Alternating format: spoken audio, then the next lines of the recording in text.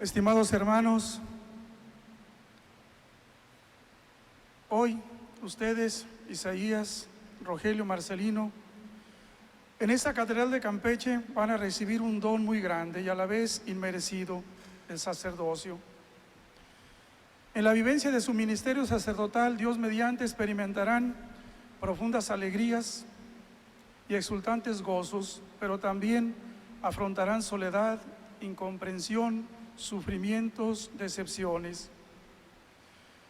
Para este momento se han preparado a lo largo de muchos años de oración, de apostolado, de convivencia, de trabajo, de estudio.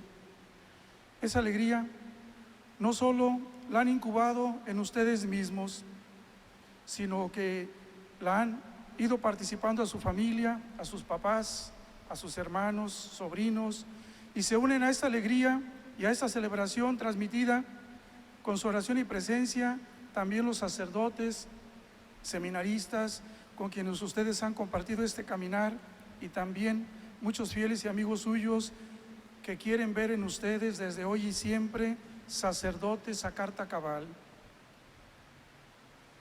¿Cómo hablar del sacerdocio que van a recibir hoy? Dejemos a San Pablo VI que lo describa de manera hermosa y sintética. El sacerdote apóstol es testigo de la fe, el misionero del Evangelio, el profeta de la esperanza, el centro de la promoción y referencia de la comunidad, el constructor de la Iglesia de Cristo fundada sobre Pedro. Hay una expresión latina antigua que vale la pena traer a la memoria y tenerla como eslogan de su vida: qualis missa, talis sacerdos, talis apóstolos. La frase expresa de manera sintética algo de la vida sacerdotal y describe cuánta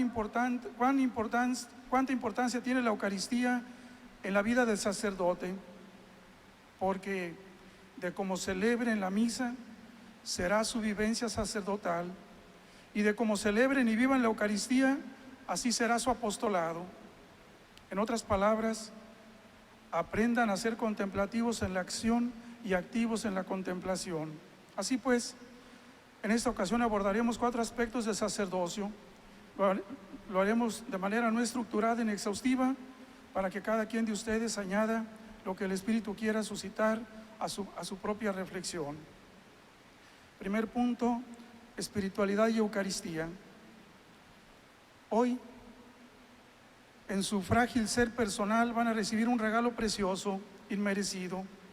Bien lo dijo San Pablo: llevamos un tesoro valioso en vasijas de barro. En pocos minutos sus manos serán ungidas con el óleo de la salvación, el crisma, que Cristo quiere llevar a todo su pueblo, y recibirán el sacerdocio de Cristo. Los regalos no se merecen, se agradecen. Dios quiere de ti, Marcelino, de ti, Isaías y Rogelio, un sacerdote digno del altar. Más de alguna vez lo habrán escuchado o leído, que los grandes pilares de la espiritualidad sacerdotal son el amor a Cristo, a la Iglesia, a María, al hombre. La espiritualidad sacerdotal no se limita a actos y lugares, sino que anima toda la vida. La espiritualidad sacerdotal está a favor del pueblo. Por eso, cuando un sacerdote se distancia del pueblo, lo ofende, lo agrede o lo explota. ¿Cómo sufre el pueblo? Porque no siente ni experimenta el amor de Dios en su sacerdote. De ahí la primacía de favorecer la unión íntima con Dios para hacerlo presente entre los hombres, pero también la unión estrecha con los hombres para poderlos guiar hacia Dios, como le enseña de manera clara el autor de la carta a los Hebreos en el Nuevo Testamento. Isaías, como sacerdote del Señor, aprende a conocer las necesidades de los hermanos, a convivir con sus dolores, preocupaciones, angustias. Sé disponible para ayudar, para confortar y servir. Rogelio, ten muy en cuenta que el destino del sacerdote, que en el mundo es el destino de Cristo. El destino de Cristo es la cruz, pero en la entrega de la propia vida se manifiesta la potencia de Dios, porque la cruz es para la vida y la resurrección. Marcelino, en la cruz y en la Eucaristía se encuentra la escuela de los santos. Como escribe Conchita Cabrera de Armida, En la cruz se enseña el alma, en la Eucaristía se aprende, en la cruz se sufre, en la Eucaristía se ama, en la cruz se retira el alma de la tierra, en la Eucaristía se acerca al cielo, en la cruz se prueba, en la Eucaristía se premia, en la cruz se purifica, en la Eucaristía se santifica, en la cruz se muere para resucitar en la Eucaristía. Volviendo a la frase latina que nos abrió camino a esta homilía, qualis missa talis sacerdos talis apóstolos, oigamos a San Juan Pablo II. Si descuidamos la Eucaristía, ¿cómo podríamos remediar nuestra indigencia? Los antiguos escritores tenían un dicho que cumplían: nulla dies sine linea, que no pase un día sin que escribas al menos un renglón. Un sacerdote que ama a Cristo debería poner en sus salvapantallas de vida: nulla dies sine Eucaristía. La razón de ese alimento cotidiano para sí mismo como primer necesitado y luego para sus fieles como ovejas encargadas a su cuidado, el sacerdote se va capacitando para congregar, para unir, no para dispersar. Como sacerdotes somos agentes de comunión, no de división. Un teólogo suizo, Hans Urs von Balthasar, escribe: por la Eucaristía nace la Iglesia como cuerpo de Cristo. Al multiplicarse la carne única del Señor, se unifica en ella toda la humanidad disgregada. Y el sabio Papa Gregorio Magno escribe: nuestro Señor mandó a sus discípulos de dos en dos. En cierto modo, Él silenciosamente nos manifiesta: quien no ama a su compañero no debería asumir el oficio de la predicación. El sacerdocio que reciben no es para que lo conserven aisladamente, no es para que quieran corresponder a esa gracia divina de manera individualista. Fatíguense por consolidar una espiritualidad sacerdotal de todo el presbiterio, poniendo los medios clásicos al alcance: la dirección espiritual, la confesión, la adoración al Santísimo, el rezo completo de la liturgia de las horas, la lectura espiritual, los ejercicios espirituales anuales, las reuniones de franja, el rezo del rosario, las reuniones de pastoral presbiteral, etc. Un aspecto a no descuidar es la dirección espiritual. Ella es el camino que nos estimula y nos compromete en un camino de superación, de continuo esfuerzo en la perfección sacerdotal. La experiencia nos enseña, tristemente, que muchas crisis sacerdotales no encuentran solución por carecer de un sabio y prudente acompañamiento espiritual. Un buen guía espiritual ayuda a sostener en la fidelidad, como también lo recomienda Santa Teresa de Jesús. María vive proyectada hacia Jesús. María está totalmente en unión y en relación con Cristo y por consiguiente también con el sacramento de la Eucaristía. A Cristo Eucaristía, ustedes como sacerdotes lo comprenderán y amarán desde María. María no es más que Cristo, ella está en función de Cristo. Rosario Virgen María número 14. María les quiere adoptar como hijos. Ella es, en efecto, madre del sacerdote. Dos actitudes eucarísticas manifiesta María: el amor y el ofrecimiento del sacrificio. La primera actitud en Belén, donde la madre contempla con mirada embelesada el rostro de Cristo y lo estrecha en sus brazos. La segunda en Jerusalén. Ante el anuncio de Simeón, Stabat Mater, María anticipa el momento de la crucifixión. Esa es una Eucaristía anticipada, pues hay una comunión espiritual de deseo y de ofrecimiento que culminará en la unión con el Hijo en la pasión. En la Anunciación, la Virgen María pronunció el fiat para recibir el cuerpo del Señor. Similarmente, ustedes, cuando celebren la misa de todos los días, pidan la fe de creer y reverenciar el misterio eucarístico presente en las especies del pan y el vino, a ejemplo de María. Segundo punto, ejercicio de autoridad. Antiguamente en el derecho canónico se hablaba que el sacerdote ostentaba la potestas sacra, el poder sagrado. Con la revolución del Concilio Vaticano II y con la evolución de la sociedad, querer demostrar la autoridad de manera apodíctica, irracional y despótica no vaya más. El Evangelio nos corrige esa línea. En la buena nueva de Jesús, la autoridad es como una presencia de Dios que conduce a la salvación. Se ha de ejercitar siempre en la iglesia para edificar a la grey en la verdad y santidad, poseída en nombre de Cristo. Desempeñar la autoridad en la iglesia, como decía San Juan Crisóstomo, está basado en una grande sabiduría y fortaleza, tal como Cristo lo instituyó, pues se trata de nada más que dar el alma por las ovejas, de no dejarlas en el abandono y de resistir siempre al lobo enemigo. Homilía al Evangelio de San Juan número 59. El sacerdote en la iglesia es el signo de un Cristo que perpetúa el compromiso de hacer de su vida un servicio. San Pablo VI en 1971 señalaba con énfasis lo siguiente: cómo es necesario revisar nuestra actuación para no hacer de nuestra autoridad sacerdotal una afirmación de dominio personal o una fuente de provecho económico, porque la autoridad no debe ser de despotismo, no orgullo, no egoísmo, no triunfalismo, sino búsqueda del bien común y servicio no liviano, a fin de que aparezca la manifestación de búsqueda del bien común y manifestación de las virtudes que Cristo irradió. Ponerse en contacto con los hombres para instruirlos, para santificarlos, para guiarlos, creando así la iglesia una en la fe y en la caridad. A la exhortación de Pablo VI añadamos el consejo de Gregorio Magno: gócense los pastores no de mandar a otros, sino de hacerles el bien. No podemos negar que toda comunidad, también la parroquia, el seminario, etcétera, requiere del ejercicio de autoridad.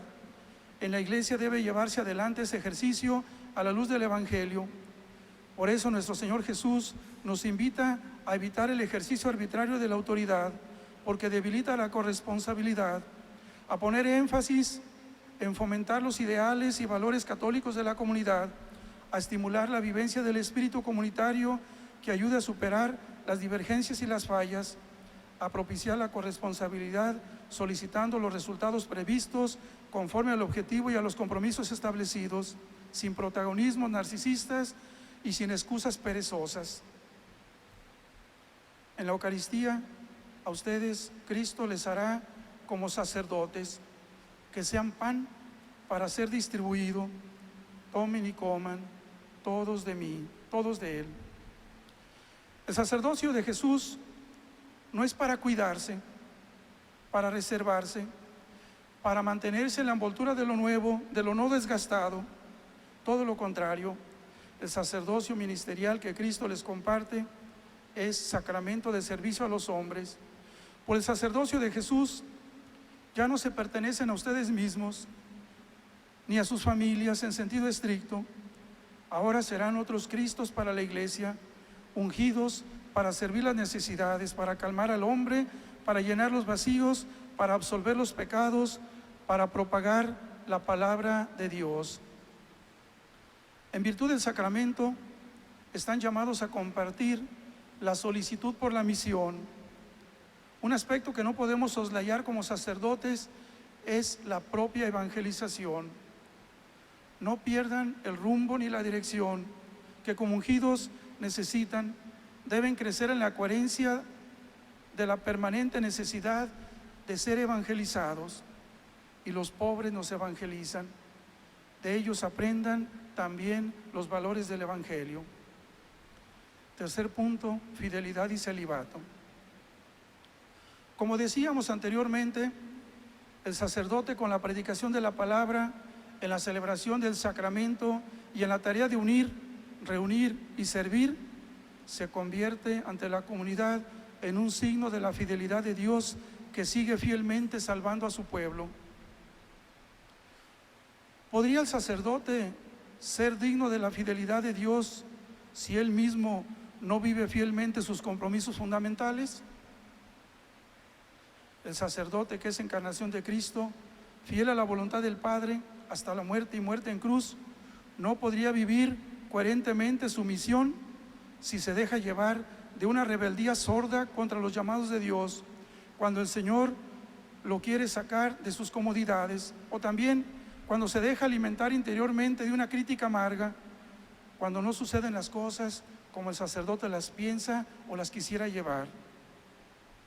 El sacerdote humilde persevera en la fidelidad, porque la fidelidad es consecuencia de la vida de oración. Sin humildad no hay oración eficaz. Así lo atestigua San Pedro en su primera carta 5:5. Dios resiste a los soberbios y da su gracia a los humildes. No podemos negar que nuestra misma condición humana y por nuestra cultura latina, que la prueba más exigente de la fidelidad es la constancia. Cuando vino el Papa Juan Pablo II a México en 1979 dijo: es fácil ser coherentes por un día o por algunos días, difícil e importante ser coherente toda la vida. Es fácil ser coherente en la hora de la exaltación, difícil serlo en la hora de la tribulación, y solo puede llamarse fidelidad una coherencia que dura a lo largo de toda la vida. El fiat de María en la Anunciación encuentra su plenitud en el hágase silencioso al pie de la cruz. El sacerdote asume la triple misión de Cristo, profética, litúrgica y regia. Ustedes, como sacerdotes ungidos del Señor, deberán ser mensajeros, fieles anunciadores de la buena nueva, generosos dispensadores y testigos auténticos de los misterios de Dios. Aprenderán a cultivar un corazón de pastores al estilo de Jesús y ser infatigables ministros de la comunión y ser guías seguros en la doctrina del pueblo sacerdotal. A esta misión les invita el Señor con esta unción. Jesús mismo les interroga: Isaías, Rogelio, Marcelino, ¿me amas? Si la respuesta es sí, entonces Él les confiará su rebaño. Apacienta mis ovejas. Hay que amar para pastorear. Para apacentar hay que dar la vida, y para dar la vida hay que amar hasta el extremo.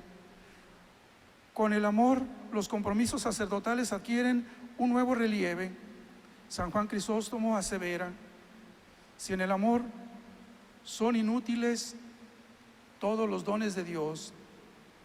La Iglesia, desde hace ya muchos siglos, ha considerado en su sabia experiencia que junto con la llamada a la vocación sacerdotal, Dios da el don del celibato por el reino de los cielos a los que Él llama. Mateo 19:11. El celibato es un signo de la responsabilidad sin límites a Jesús y a su Iglesia. En ciertos círculos, incluso católicos, el celibato ha sido muy cuestionado. En otros, de facto, ha sido desplazado del horizonte normal de vida. Una frase de José María Escrivá de Balaguer: si pierdes el sentido sobrenatural de tu vida, tu caridad será filantropía, tu pureza decencia, tu mortificación simpleza, tu disciplina látigo y todas las obras estériles. Cristo fue el hombre consagrado por el Padre para estar orientado por completo hacia Él y dedicarse incondicionalmente a las tareas del reino. Su celibato es hacer una ofrenda, un ofrecimiento a esa misma causa. No es una negativa de contraer matrimonio y formar una familia, sino la orientación definitiva hacia la persona de Jesús. Pablo VI, en Celibatos Sacerdotales, pone los puntos sobre las is. Por eso, la elección del sagrado celibato ha sido considerado siempre en la Iglesia como señal y estímulo de caridad, señal de un amor sin reservas, estímulo de una caridad abierta a todos. Quien jamás puede ver en una vida entregada tan enteramente señales de pobreza espiritual y de egoísmo, mientras que por el contrario es y debe ser un raro y por demás significativo ejemplo de vida que tiene como motor y fuerza el amor. en el que el hombre expresa su exclusiva grandeza. Con el celibato y la castidad, vivida de manera alegre y generosa, ustedes, con su sacerdocio, revelarán la disponibilidad del mismo Dios.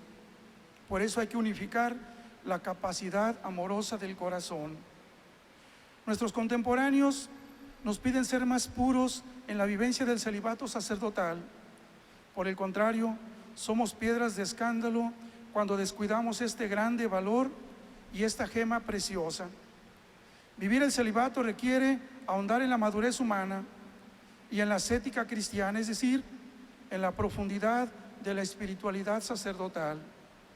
Un obispo consagrado por San Ambrosio de Milán, Gaudencio, hablando a sus sacerdotes de su diócesis de Brescia, les decía esta homilía: nosotros debemos comer esta carne, debemos confiarla a la interioridad de nuestro corazón, de la manera que no solo tengamos ceñidos los lomos por la castidad, sino también los pies calzados para la propagación del Evangelio de la paz.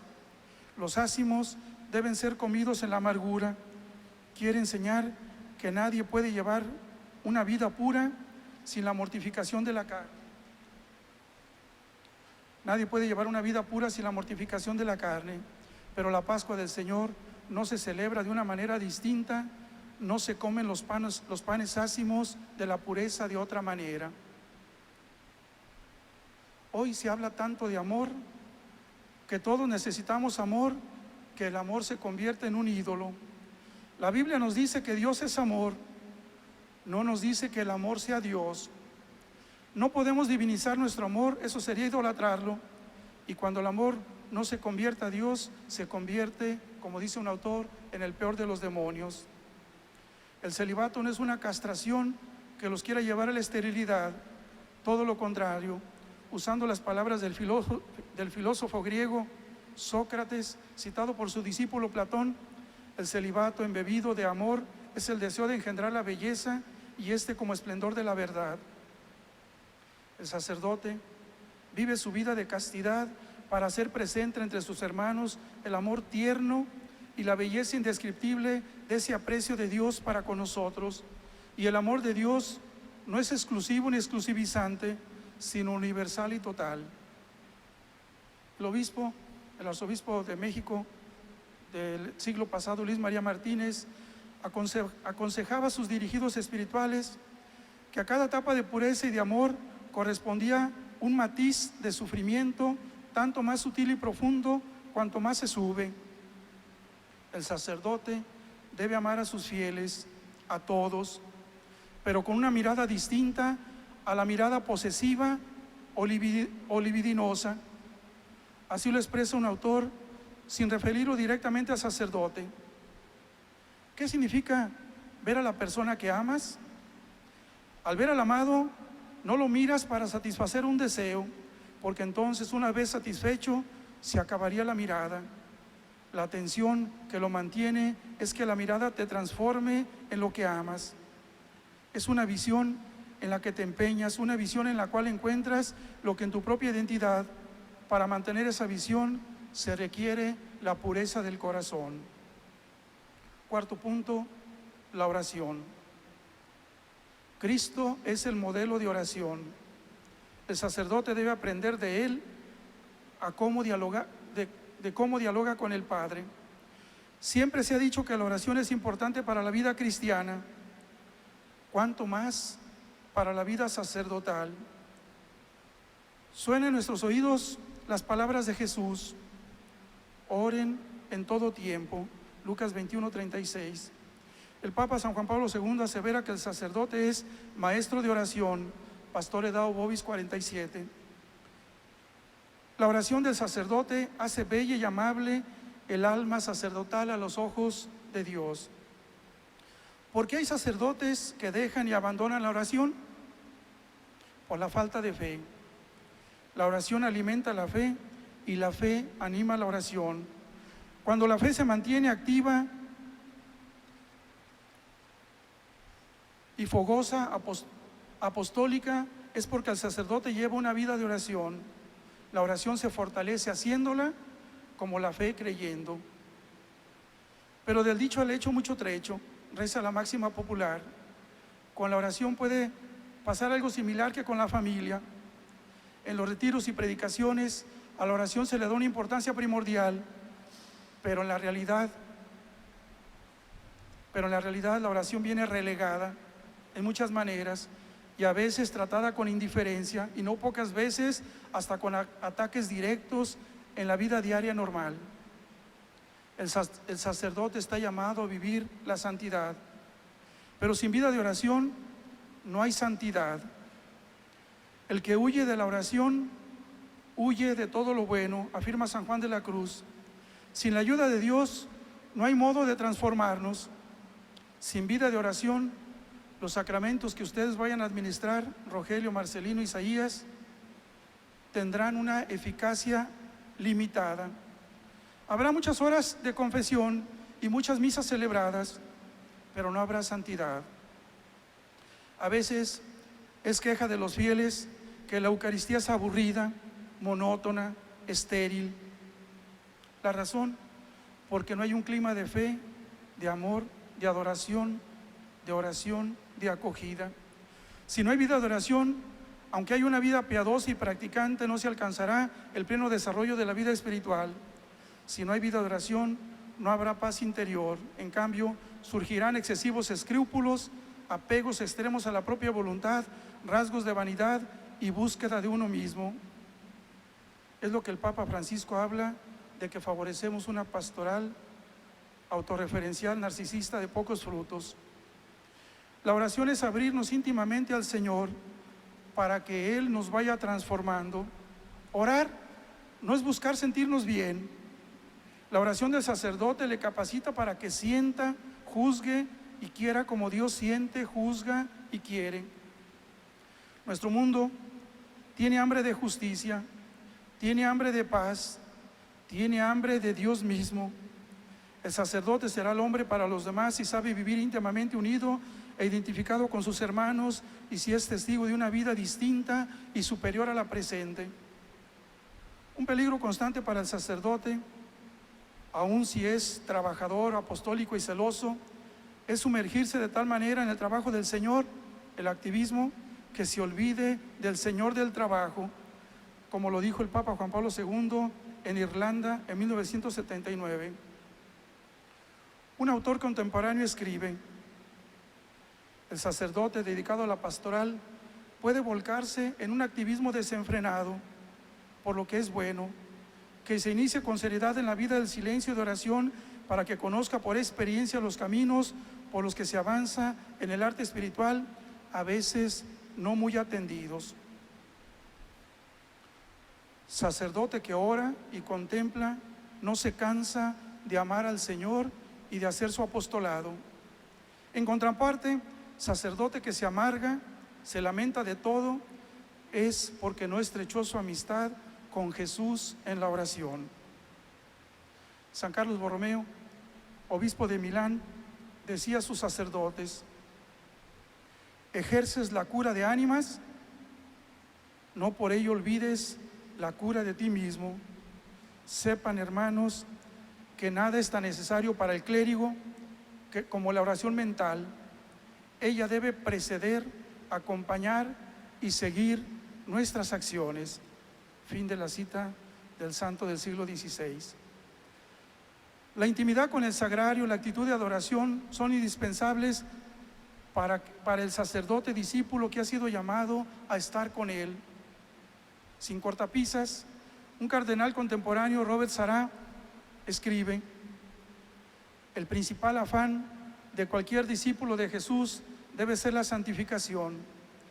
La prioridad de su vida tiene que ser la oración, la contemplación silenciosa y la Eucaristía, sin lo cual todo lo demás no sería más que un ajetreo inútil.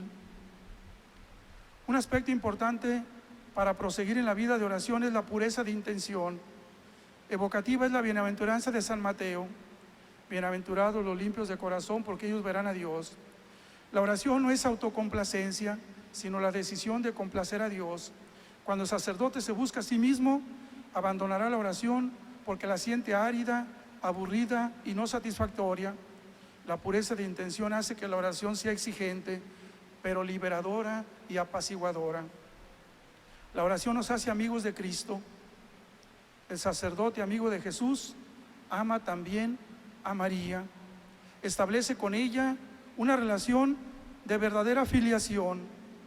Un sacerdote la recibió como madre en representación de todos a la hora suprema del Calvario. Cada uno de nosotros la ha recibido como madre verdadera en la persona de San Juan. Isaías, Marcelino, Rogelio, pongan en manos de María su sacerdocio desde hoy, en su inicio. Ella formará sus corazones sacerdotales. Ella será evangelizadora junto con ustedes. Ella cuidará, como toda mamá, su vida sacerdotal para que llegue a su plenitud. Ella contribuirá a que su amistad con Jesús no tenga eclipse ni fractura. Ella, en fin, les conducirá de la mano al gozo eterno del Padre. Así sea.